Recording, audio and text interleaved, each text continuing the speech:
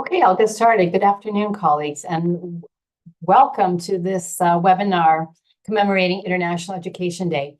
My name is Karen Sudmeyer, and I'm a senior expert of capacity building at the G20 Global Land Initiative, and we're very happy to welcome you here today to our exciting webinar on cultivating a new wave of environmental restorers. We have with us a great set of panelists, and we'll be with you for about an hour today.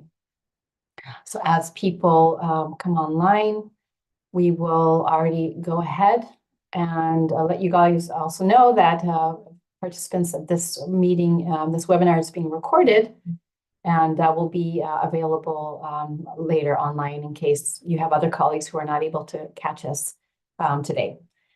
So let's move to the next slide, please, and already get started as folks are still coming in. So again, my name is Karen Sudmeyer. I'm a capacity building expert with the G20 Global Land Initiative on Land. I'm joined the program about a year and a half ago. And before that, I was working with UNEP, UN Environment Program, where I led the development of an exciting MOOC on nature-based solutions for disaster and climate resilience, which now actually has over 80,000 participants. We can move to the next slide, please.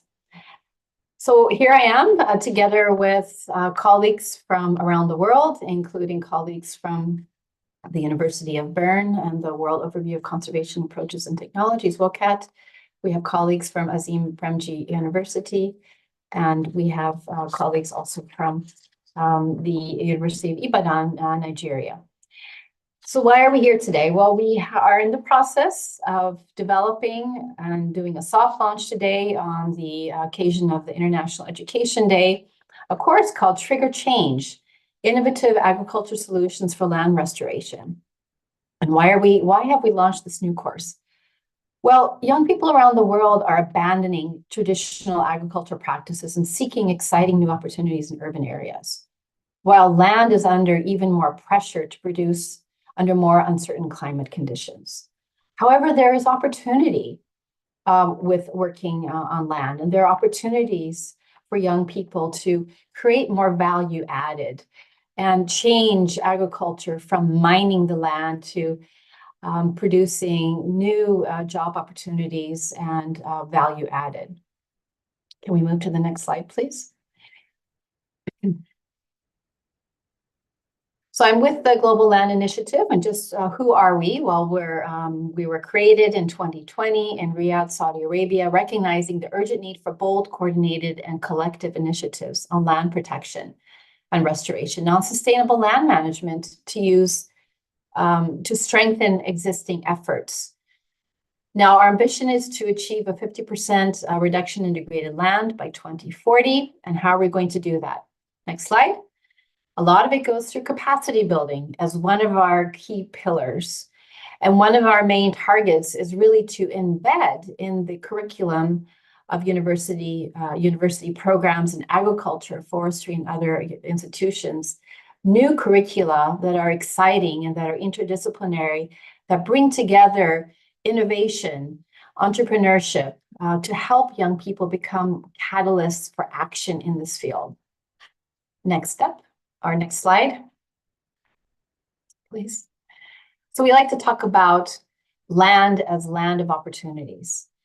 Again, our ambition is a 50% reduction of global degraded land by 2040. And we've realized that the current education system does not produce experts, supervisors, or technicians to undertake land restoration. Civil engineers are designing nature-based solutions with no training in the subject.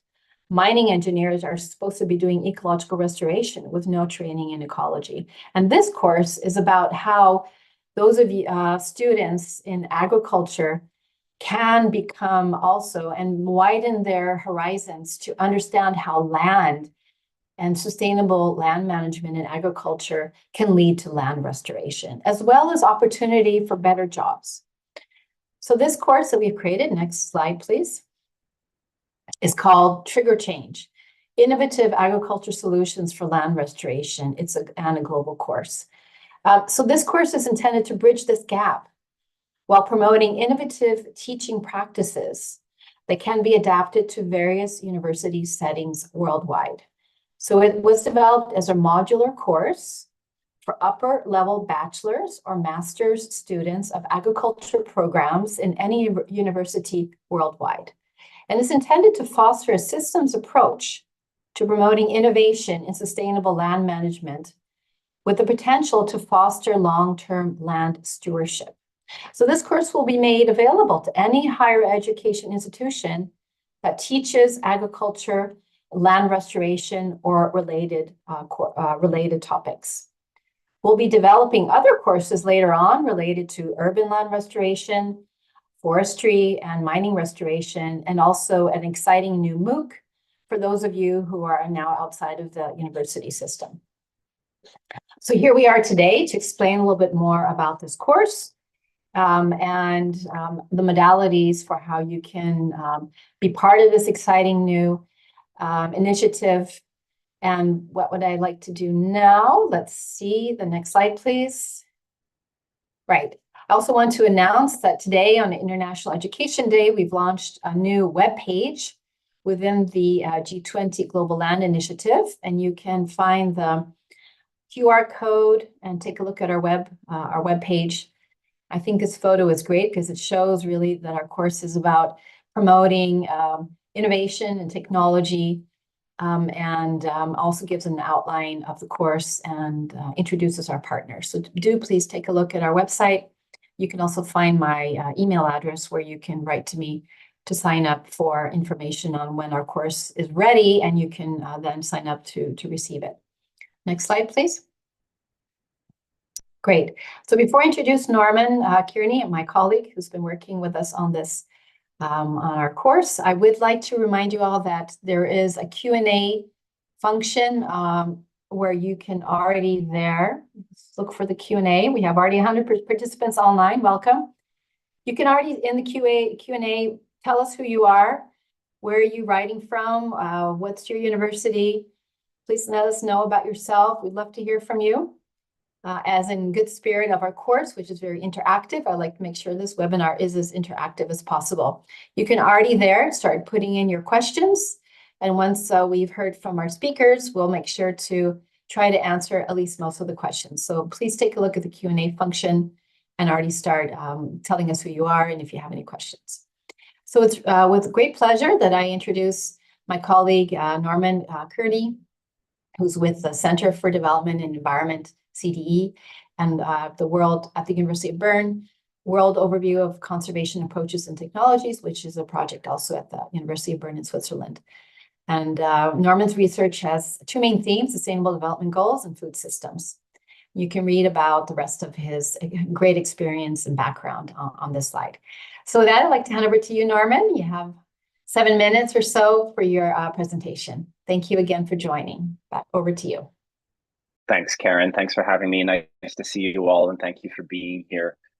So if we could go to my first slide, please. I'll just say a little bit about who we are at WOCAT and CDE. So the World Overview of Conservation Approaches and Technologies, or WOCAT, established in 1992.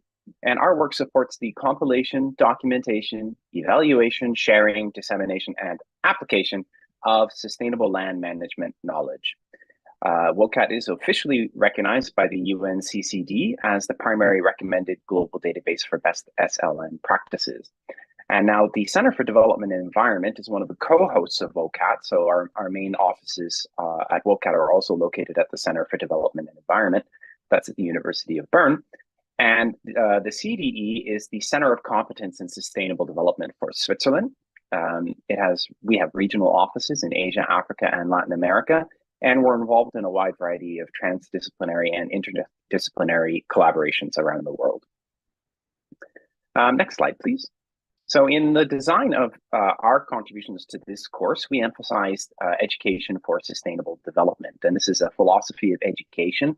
Here we highlight three of the central approaches that we use, which is a learner-centered approach, an action-oriented learning approach, and a transformative learning approach. And the idea here essentially is really to get students in the driver's seat of their educational experience. So there's an active role for students, not simply a passive one.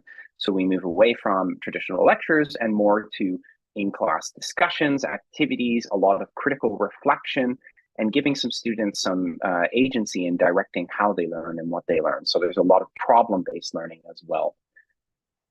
Next slide, please.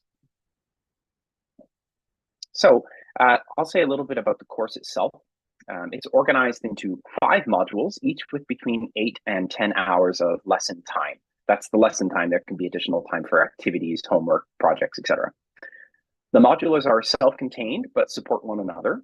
This modular design of the course allows instructors to adopt and adapt some or all of the course as fits their needs. For instructors who adopt the full course, a cumulative project is available for students. And in this project, students design an intervention for promoting land restoration through sustainable agriculture. The first module provides an overview of problems of land degradation and potential solutions for land restoration through sustainable agriculture. The second module provides a deep dive into potential solutions, specifically sustainable land management practices. The third module reviews a variety of tools and technologies for collecting and analyzing evidence of land degradation. The fourth module helps students to design, evaluate, and select potential solutions, bearing in mind potential barriers, constraints, and stakeholder preferences. And finally, the last module helps students translate their knowledge into action by designing an innovation. Next slide, please.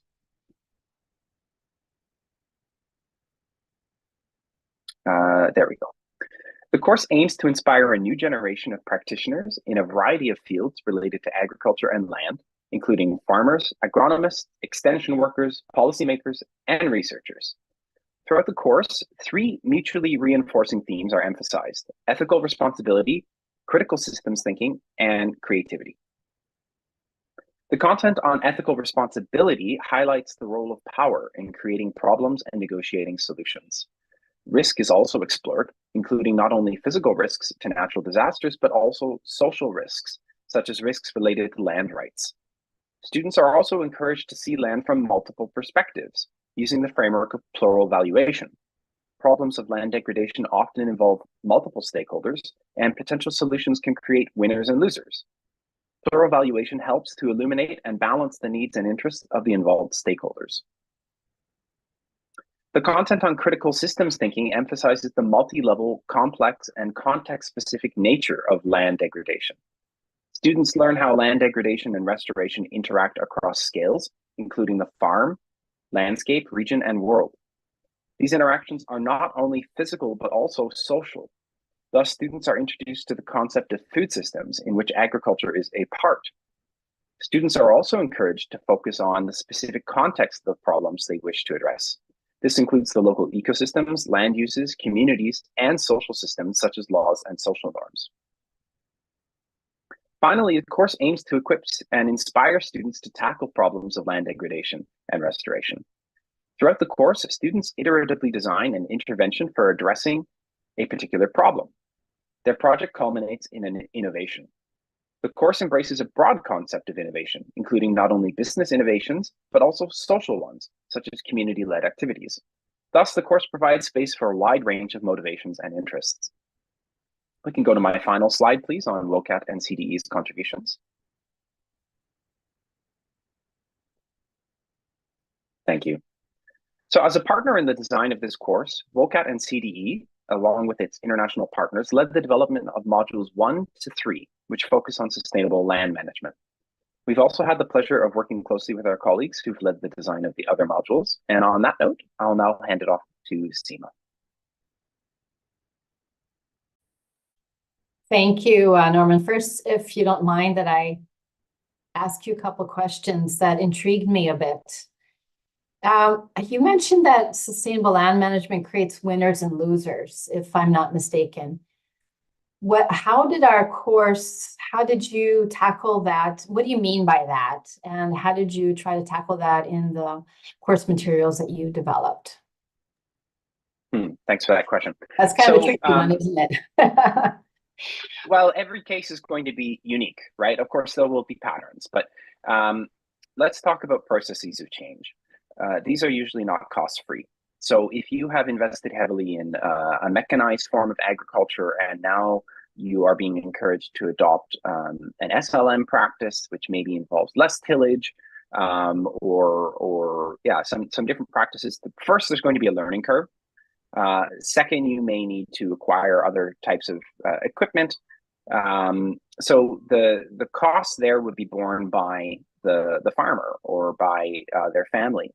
So when thinking about initiating a change to maybe a lower till form of agriculture, we need to be thinking about how do we meet the farmers where they are? What types of financial and other resources are necessary as enabling conditions for that?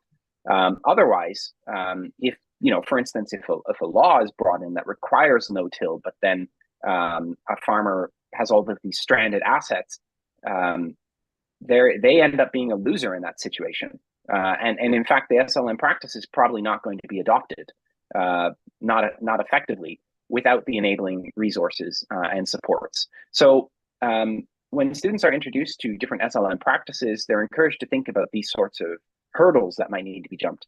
And this is why in the course we emphasize engaging directly with the intended beneficiaries and intended users, which we've also done, at WOCAT over the years through the various practices that we've documented. So the database, the SLM database online, is a really great place to go and try and find out about some of these trade-offs that need to be managed in order to ensure an actual scaling up and scaling out of SLM. Right. Okay, so you mentioned that there are trade-offs, and you've also mentioned that WCAT is a database, right, of existing examples or case studies, and we've really done quite as much as we can to give practical examples of various sustainable land management practices for land restoration that will be useful for students and for professors teaching this course. Now, I'd like to remind folks that you can please use the Q&A function to put in your questions. You can also just give a quick intro from where you're calling in from. We'd love to hear from you. Let's see, thanks again, Norman. I might come back to you with more questions, depending on what we get in the questions from participants. Lovely to have Dr. Seema Purushothaman, hopefully I pronounced your name right, is professor at Azim Premji University, India, calling in from India. And she has a long, distinguished career already behind her, intertwining society development and ecosystems with bachelor's in agriculture from Kerala University, master's in agriculture economics.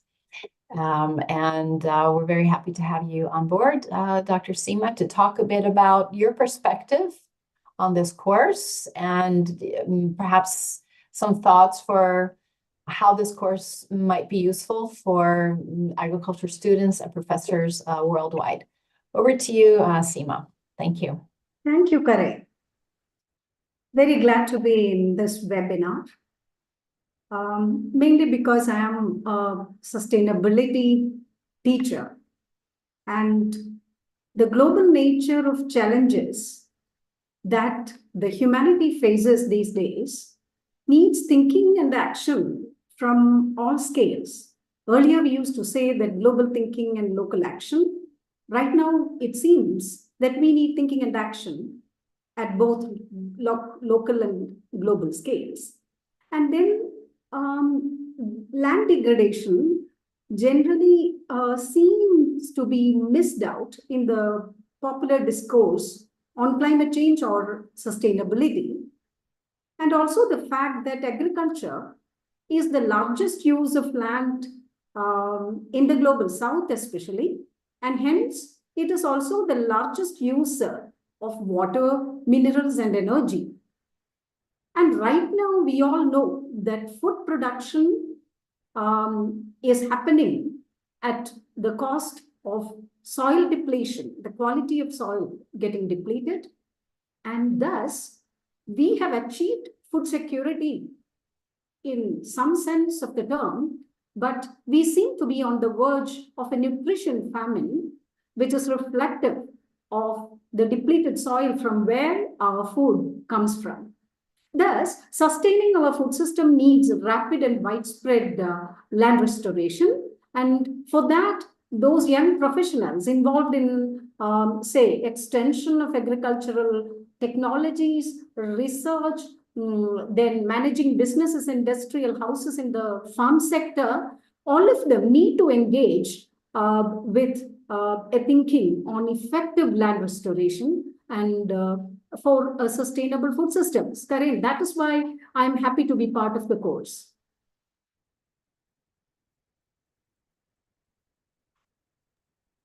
Thank you, Seema. Now, you teach economics, if I'm not mistaken, at this very prestigious university in India. Why do you think this course would be interesting for other professors to teach, either in India or in other countries? How is this innovative, and is there anything new that we're bringing to the field?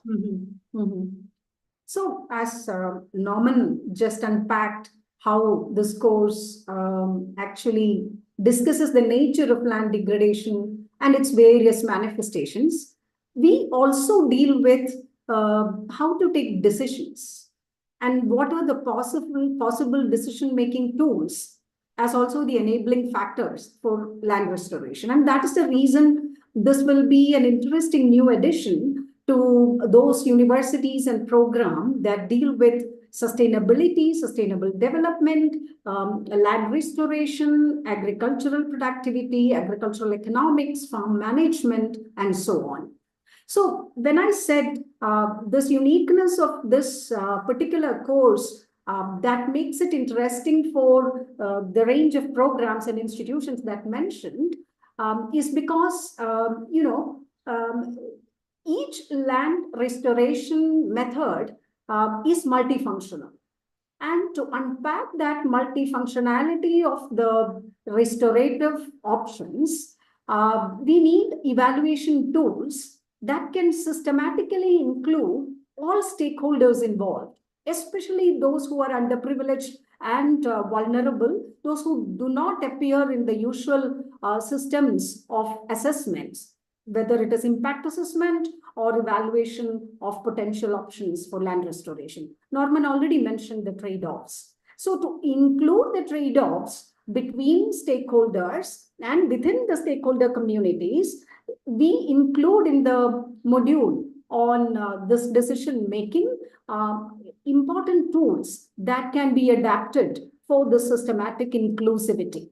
Just like how benefit cost analysis can be made into a very useful social benefit cost analysis, how multi-criteria decision-making can be infused with participatory impact assessment tools and such methods that enable an inclusive evaluation for a multifunctional land restoration process. Not only that, the next thing we do is not just stop by exposing the students or participants with the possible tools and techniques and how to choose, but also we kind of expose them to how to communicate the decisions and how to enable those land restoration options in different contexts and for different agencies, be it policymakers, be it the various players in the finance sector or institutions, educational institutions, governance institutions also. So that is why I feel that this will be uniquely placed to be integrated in various curricula and institutions. Thank you very much for that, Seema, very much appreciated. We'll now move to our next speaker. And again, I encourage you all to use the Q&A function to introduce yourselves and send us your questions. So now it's my great pleasure to welcome our colleague, Dr. Samuel Olajujibwe. I probably should have practiced pronouncing your names beforehand. I hope I didn't mangle your name too much, Samuel. Samuel is a forest ecologist and biodiversity management expert with the University of Ibadan, Nigeria, and calling in from Nigeria. And he holds bachelor's degrees in forest resources management, forest biology and silviculture, and PhD in forestry, and has been very active in contributing to our course. Over to you, Samuel, for some of your perspectives on your contributions to this course and your thoughts as to why you think this is an interesting course for some of your colleagues around the world who might want to teach this course. Over to you. Yeah, thanks very much, Karen. Good morning, good afternoon, and good evening, depending on where you're calling in from around the world. and thank you for this opportunity. Um, about over a decade ago, when I joined the University of Ibadan to teach forest resources management, I discovered there was a gap, and the gap was about everybody was talking about land degradation, deforestation, how expansion of agriculture was driving uh, land degradation. But then I looked into the curriculum and there was a gap. Who were the people that were going to restore the land? How were they going to do it? And then there was also a gap because a lot of the students that we train in agriculture would not want to do the whole and cutlass type of farming that is prevalent in most parts of the tropical countries, particularly in most parts of Africa. And so I started thinking about how we could actually build land restorers who could also be entrepreneurs, ecopreneurs, who could go into land restoration knowing that it could be profitable for them. And then a few years ago, colleagues from myself and colleagues from my university with colleagues from 4 other African countries, Ghana, Malawi, Rwanda, with colleagues from C4 ICRAF, Wageningen University, and AUFRO. We came together and started what we called Restoration Education Initiative, where we had identified there was a gap. We needed to build capacity of future land restorers.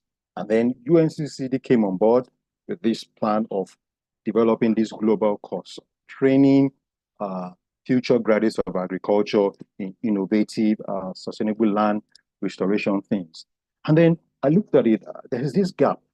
Yes, a lot of people get to school in agriculture and learn the technical aspects of it. But what about the socioeconomic aspects and what would actually help them to be able to implement in the field and make it profitable? And of course, the plan is 50% reduction in land degradation by 2040. So we need to train and meet up the gaps. So I got involved with the development of this course by working with members, colleagues from around the world on, first of all, identifying the objective. What is the objective? What are the gaps? And so through the development of a transformative learning came together, identified the objectives, what were the potential subtopics that we could use. I worked particularly at the beginning in Module 1 and 2. What were the problems? What were the possible solutions? How do you apply the solutions? And then how do you measure the level of progress and success you have achieved? And then how do you go ahead to develop ecopreneurs, develop business plans in land restoration? And so over time, I've worked with the team, and also I had to work with my team to develop a case study. And the challenge was, how do you move from living labs, science, research, into translating to what can be upskilled and how people could see the economic value, the environmental value, and the social value of landscape restoration, of land restoration.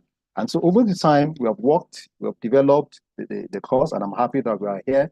And particularly, I had to look at identifying locally relevant innovation, because yes, we think globally. How can individuals act locally? So the course is going to encourage individuals to go from the global perspective, using a systems thinking approach, coming down to how they can apply the solutions at the local level, and not just apply it at the local level, but they can also develop business ideas out of it that they can then use to develop careers in the future. And I believe this course is going to plug in the gap that exists, particularly for colleagues who teach agriculture, land restoration around the globe, particularly in Africa, because now we have a huge part of the landscape in Africa degraded. We need to restore it. And this course can help train and build the capacity of young people who can then go out there to, implement and help restore the land on a global scale. So I'm happy to be here because the course is flexible. So it's modular. You can actually take the whole or take parts of it and integrate into your course. And when you integrate into your course, it's also practical.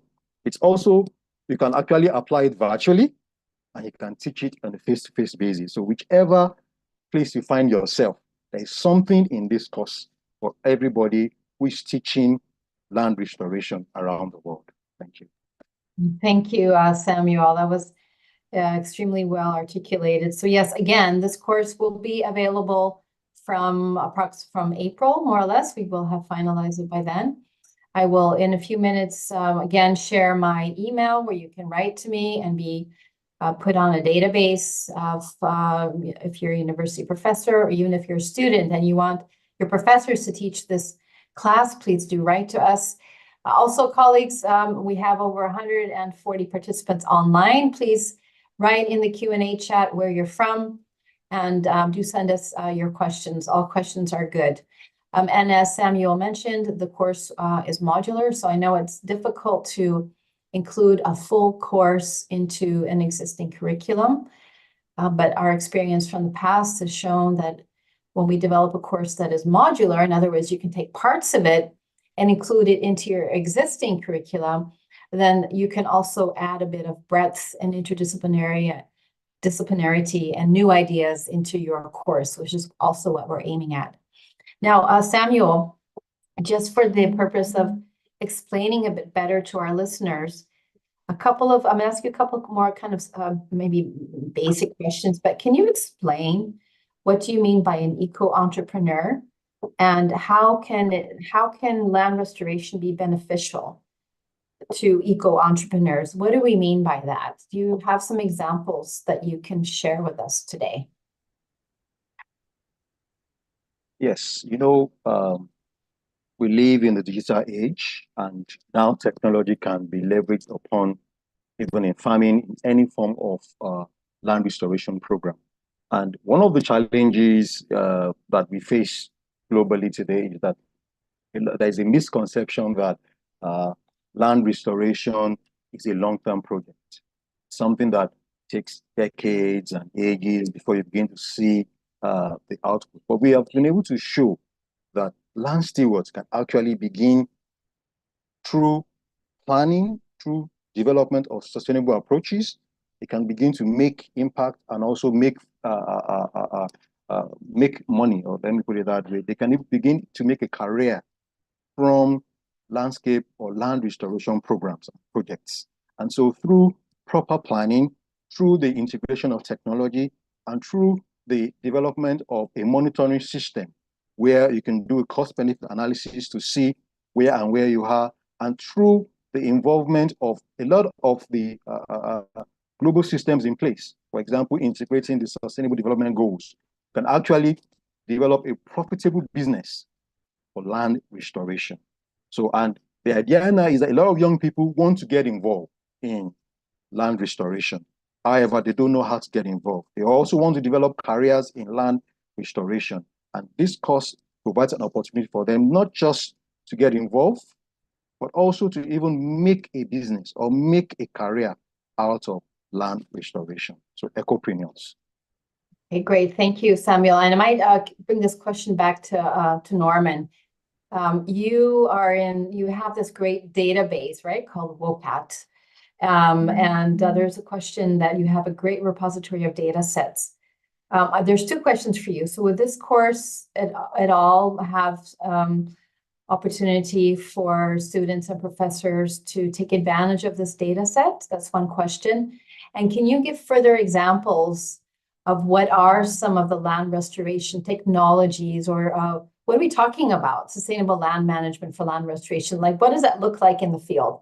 So two questions, one on the data sets and the course, and what are we talking about when we talk about land restoration and stewardship and sustainable land management? What does that look like? Thank you. Great. So first of all, absolutely, students and professors can take advantage of this data set. It's publicly available. It's intended to be used. So we're more than happy if people want to go to the WOCAT database online. The SLM database is just one of the products that WOCAT maintains, and access it. It's very easy to use. Just now, actually, I was using it myself because in the Q&A, let's see, Aisha Malik was asking about green manuring. and organic farming. And now I'm not an expert in every single one of these technology groups. That's what we refer to them as. So I went and I did a search in our own database and came up with 2 examples about green manuring. So I'll put the link in the Q&A for Aisha here. So you can go and take a look at that, learn a little bit more about this case, and it's really extensively documented, right? So we have description of the actual technology that's answering your question, Karen, about, what are we actually talking about on the ground here? And then various technical specifications, impacts on the human and the natural environment. And there we have, some essentially estimates of the pros and the cons of the approach. Now, in your other question, what are we actually talking about here? Well, WOCAT groups specific practices into what we call technology groups. So we use these terms technologies and approaches. Technologies are on-the-ground activities. They consist of measures. So these could be vegetative measures, so planting something, management measures, so how you actually manage the land, for example, rotational grazing, physical measures. So this could be installing some sort of like a stone terrace, for instance, and agronomic measures. So this could be changing what you're actually planting. So often these get combined into technologies. So a cross-slope barrier, for instance, is a physical barrier that prevents soil erosion on hilly terrain. And it could be constructed with stone, or it could be a combination of stone, mud, and vegetation. So you might plant trees or shrubs. And so this is combining different types of measures. But I'll put this in the chat here, or how do I share it for everybody? Can I just present it in the chat? I think you can put it in the Q&A, Norman, which is where I'll time it. I'll do that. The chat is only for internal. So if we put in the Q&A, then everybody will be able to pick up the web link. So I'll put this link. Perfect. I'll put this link there. This is a list of technology groups as classified by WOCAT, and this classification comes from years of iterations between practitioners and scientists. But we have, a wide range of things we're talking about. So agroforestry, and of course, there's not just one agroforest. There's agroforests, and it really depends on where you are, whether you're in like a drier or more humid, whether you're on hilly or on flatter terrain, whether you're combining it with pastoralism, right, silvopastoralism. Whether you are moving from a highly degraded rangeland up to an agroforest, or moving down from primary forest to agroforest, really affects whether we're talking about actually improving the land or potentially degrading it. And so, yes, I'll post these in the chat here, but students can learn a lot more about these different technology groups through our course. And also, I encourage anyone interested to just go and explore a little bit through the SLM database itself. There's very rich documentation with lots of photos. Great, thank you for that. And now we're getting more and more questions in from participants. Thank you for that, participants, and keep them coming. They're great questions. There's 2 questions for Seema. One is on how, let's say, you are including anything on work related to small farmers and innovative agriculture solutions related to small farmers. I know this is one area that you're quite keen on. And there's kind of a different question on how agriculture engineering, and how is agriculture engineering needed in land restoration? So kind of 2 little different questions. I'm wondering if you can respond to them for the 2 of the questions that came in from participants. Thank you. Yes. Smallholders in India and in majority of the global South countries, there are units run by families that engage more family labor than hired labor, but also technologies and machineries. So the key thing will be land restoration techniques for them, for the small holding family farms that need less of capital and more of locally appropriate technologies, which means agricultural engineers need to be locally adapted. The technologies can't be copy-pasted from other contexts. It needs to be evolved in situ. So the modern engineering expertise need to be merged and converged with the local knowledge systems about how to deal with the land degradation issue in each situation, and especially wherever the smallholder population is much higher than the huge plantations or agricultural businesses. So that is the key of this course. When a group of people who are from different parts of the global south, we have good representation in the design team from Africa and Asia, and even Latin America. And so we have been constantly thinking about the family farms in these landscapes.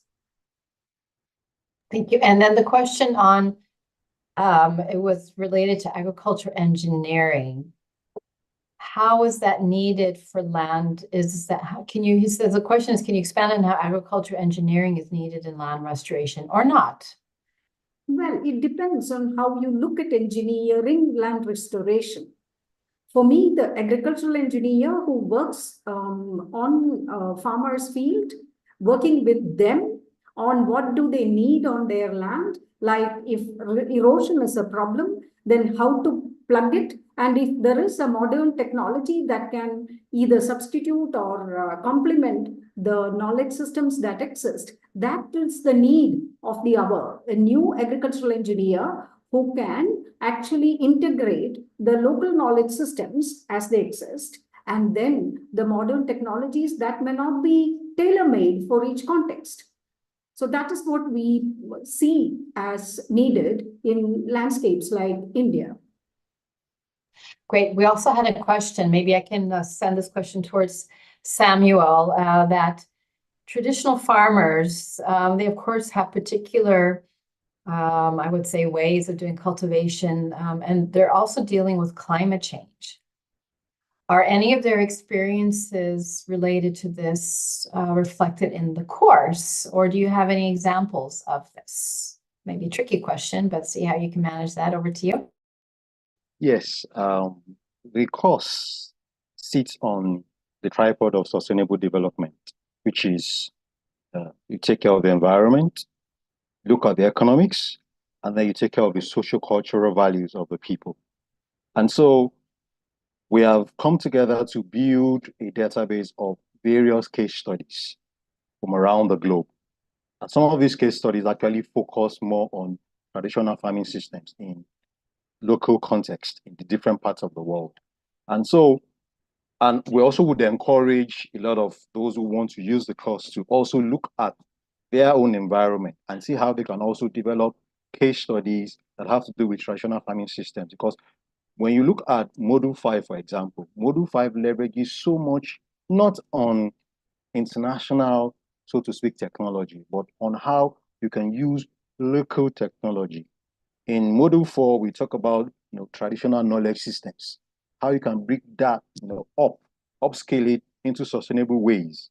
And so the course provides a leeway, an opportunity for people to actually look at their local context, look at traditional knowledge systems where they are, and then see how they can actually even evolve locally driven technology that builds strongly on traditional knowledge systems, indigenous knowledge systems, and then they can run with that and see how they can probably upscale and bring in some modern technology to improve it, and then they can use it for land restoration. So the course also looks at how you can bring in traditional knowledge systems, traditional farmers' experiences, sometimes through case studies, sometimes through adapting some of the tools to local use. I hope that answers Yeah, that's great, Samuel. So I'd like to build on that with a question. I'm going to send this towards Norman.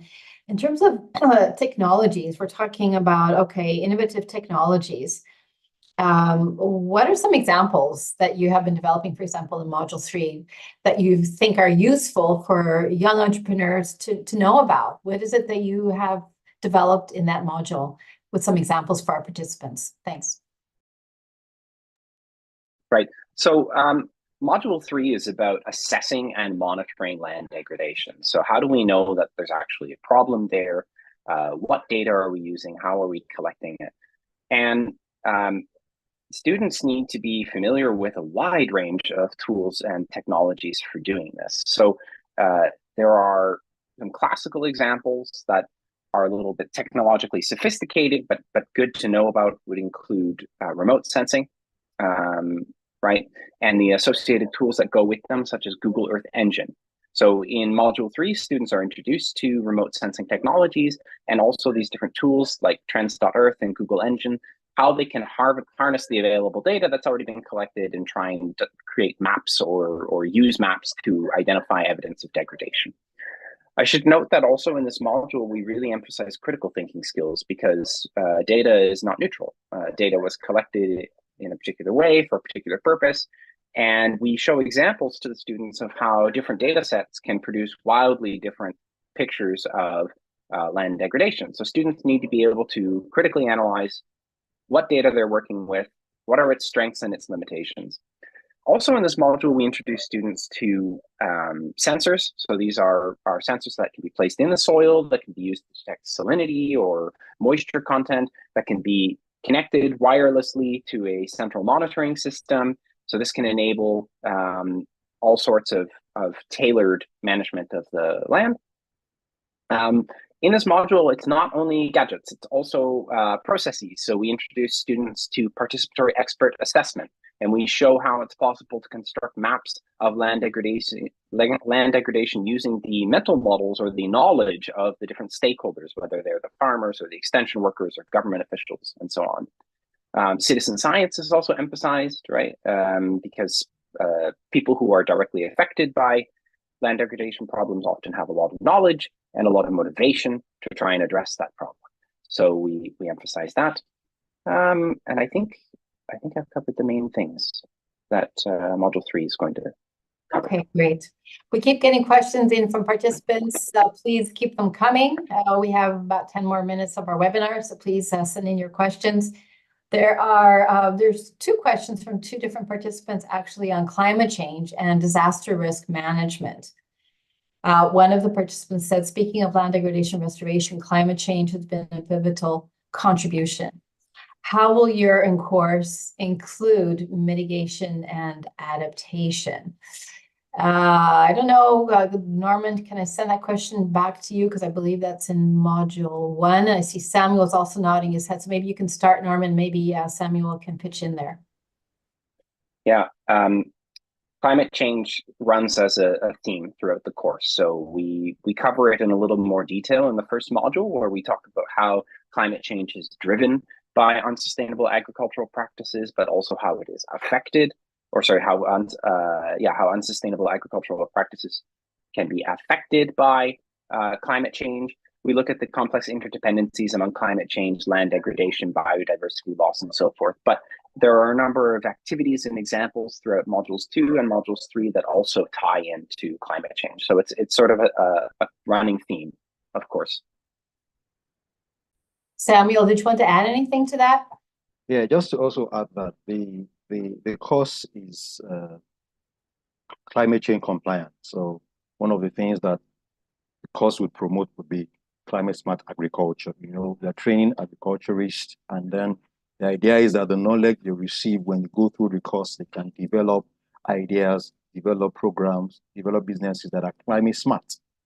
So that then attends to the problem that climate change is currently creating, because we know it's one of the drivers of land degradation. And then by the time they understand the basics, the theoretical aspect, and they use the tools in Module 3, they can then apply how do they monitor in Module 4. And then by the time they get to Module 5, they are developing smart ideas that they can then implement to circumvent the problems that climate change is bringing to their local context. What do you mean by climate smart agriculture? Can you give an example of what you mean by that, please? So, for example, rain harvesting. So, you know, areas that are drought prone, particularly arid regions, you know, the course would introduce them to tools that could help them to monitor some of the climatic events. And so they can develop business models, because in Module 5, they will be encouraged to develop business models. And so you understand how climate change works in Module 1. You understand the solutions in Module 2. Then Module 3 will introduce you to tools that you can use to monitor. Module 4 will tell you the dollarize and tell you the economic value of what you want to implement as an intervention. And then in Module 5, you develop a model, a business plan. How do you harvest your water sustainably, and then you use it in drought-prone areas, and then solves, at least helps you to mitigate some of the problems that climate change might be bringing to you. So that's just an example. Great, thank you. So it's really, in the end, the course really helps students figuring out how to develop a business plan, how to become social entrepreneurs, right? And develop social entrepreneurship. And there is a question on that, which I will send towards Seema. And what do you think is needed for a course or program to promote students becoming agents of land restoration? So how do you think our course will contribute to that? Agents of change, what do we need to do as educators to help create agents of change, to become agents of restoration, basically? Tricky question for you. Yeah, so at Asimprinji University, we have a social enterprise cell. And I would presume that time has come for most universities and professional institutions to have such a cell, because no enterprise can be sustainable in its all dimensions unless it has a social purpose, which includes the sustainability of the human society, the way we, create our food, and the way we expel our waste from food production and consumption. And so social agents or development catalysts, our students and professionals, young professionals, they actually have a lot of scope in emerging startup ecosystem in India. For example, startups are so many. Many of our alumni start enterprises that connect the rain-fed agriculturists, smallholders, producing, say, oil seeds or livestock producers with urban consumers who are actually demanding or waiting for safe and nutritious food. And so that connecting actually is needed in many contexts, not in just a matter of fresh fruit produce, but in many, many other things that the consumers in the city need. So this gap between an urban consumer and a producer in the peri-urban or rural area, that gap is where the employability and enterprises lie. And this is a huge range and potential for the emerging graduates and professionals. Yeah. Okay. So basically what I'm hearing is, on the one end, we're having a lot of startups, which can be profitable for individuals to make money. But on the other hand, these startups also contribute to society, right? So on the one hand, they can profit individuals, or they can be profitable to families or small groups of entrepreneurs. But also land restoration brings social benefits, right? So then it also cultivates generation. You call them social agents. I like that term. I hadn't heard that before. So thanks for that answer. We have a question. We're getting close to the end of our webinar. I just want to also announce, before I forget, that there will be a certificate of participation for those of you who have participated in this webinar. And there's one question on policy. Actually, there's almost two questions on policy. How would our course help, I would say, graduates, if they become policymakers later on? How will this help them to understand the types of policies that are important for promoting land restoration? I might leave that open and see who wants to pick that up. Just, raise your hand if any of you feel like you want to take that. Otherwise, I might. Yeah, Norman, go ahead. Okay, Samuel was second fast. Norman was fastest. Over to you, Norman. I'll be brief. So WOCAT provides a decision support framework, which actually we cover in Module 3. And one of the aims of this is to help students think about how do you scale up. So how do you include sustainable management practices in laws, in regulations, in government projects, and so forth. The second thing I would say is that a student who goes into a policymaking role after having taken this course will be equipped with a much more systemic understanding of agriculture and land degradation. Tying back to the question on climate change, for instance, someone had asked, will this course cover links to climate change? I gave a very high level answer, but the fact is that these SLM practices, sustainable land management practices, have co-benefits, not only for food production, food security, and for land restoration, but also for other challenges like climate change. A simple example is crop cover. So when you expose your soil, the nitrogen and the carbon in the soil oxidizes. This creates potent greenhouse gases. This means we're exacerbating climate change when you have soil that's exposed. Now, that's not the main reason we usually talk about crop cover in agriculture. We're talking about crop cover because it helps preserve soil nutrition or nutrient content. It helps maintain soil moisture. It helps to maintain soil structure, and all of this helps prevent erosion. But there are these important co-benefits for climate change. So covering your crops is helping maintain the productivity of your land while also helping to prevent climate change, to mitigate climate change. So a student going into a policymaking role is going to be equipped with this much wider and more systemic understanding of agriculture and land and wider sustainability challenges, which I think will make them a much more effective actor. Thank you, Norma. So we see that all of these issues are linked. They can be complex, but the way we've set up the course is that we show the interlinkages in a systems approach, right? Which we break down and explain one by one, but we also explain the interconnectivity.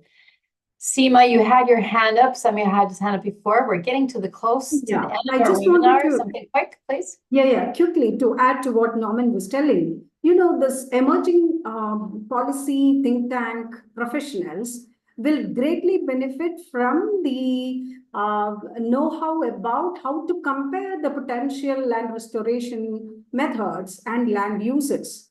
And that is important as a policy maker or a extension official, because without proper multi-dimensional evaluation, you may be going in for unpleasant surprises as an implementer or a policy maker. So that kind of a skill also this course offers.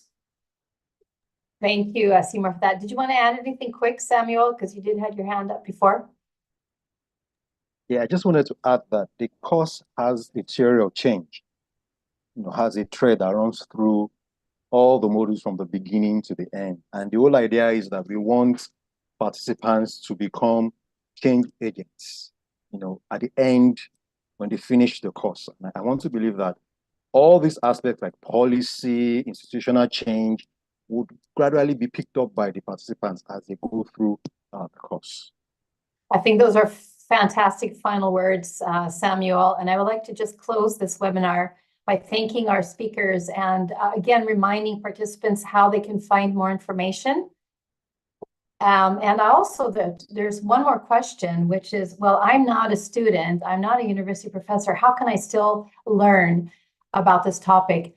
Well, good news is that we are developing a massive open online course, which we're starting to develop this year and will probably be available in 2025. So do sign up for our newsletter, which you can find more information. And next slide. Basically, this is how you can learn more about our course. Do write to me. We'll put your name down on a mailing list. We'll be finalizing the course in upcoming weeks, and it will probably then be available. Will be available from April onward. We'll have another proper launch again at the end of March. Here's how you can follow us, and you can sign up for our newsletter. So with that, I would like to thank all of you who joined our webinar. We had at some point 140 participants, and I'm sure we'll have even more on YouTube. I would really like to thank our speakers today and those who were behind the scenes and organizing this webinar today. Thank you very much, and stay tuned for more information on our exciting course and how you can get involved. Thank you again. And happy International Education Day. Bye-bye, everybody.